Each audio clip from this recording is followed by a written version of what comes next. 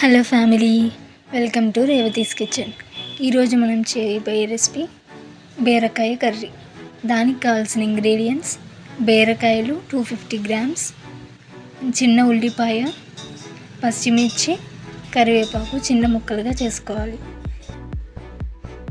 తర్వాత బాండీ పెట్టి స్టవ్ ఆన్ చేసుకొని 2 స్పూన్స్ ఆఫ్ ఆయిల్ వేసుకోవాలి. తర్వాత 1 టేబుల్ స్పూన్ తిరమాత గింజలు వేసుకోవాలి. తర్వాత కరివేపాకు, పచ్చిమిర్చి వేసుకొని కలుపుకోవాలి.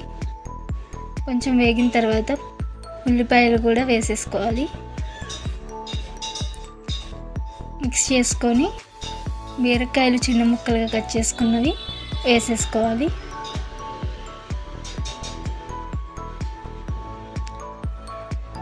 తర్వాత పసుపు కొంచెం వేసుకోవాలి, 1/2 టీ స్పూన్. తర్వాత ఉప్పు సరిపడా వేసుకోవాలి. మొత్తం మిక్స్ చేసుకున్న తర్వాత కొంచెం మగ్గనివ్వాలి. తర్వాత కారం 2 స్పూన్స్ వేసుకోవాలి. మొత్తం మిక్స్ చేసుకోవాలి. తర్వాత చిన్న గ్లాస్ వాటర్ పోసుకోవాలి. వాటర్ పోసుకున్న తర్వాత కొంచెం సేపు మగ్గనివ్వాలి.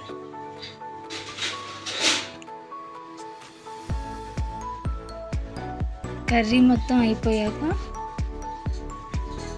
ఉడికిన తర్వాత ధనియాల పౌడర్ వేసుకోవాలి, 1 టీ స్పూన్.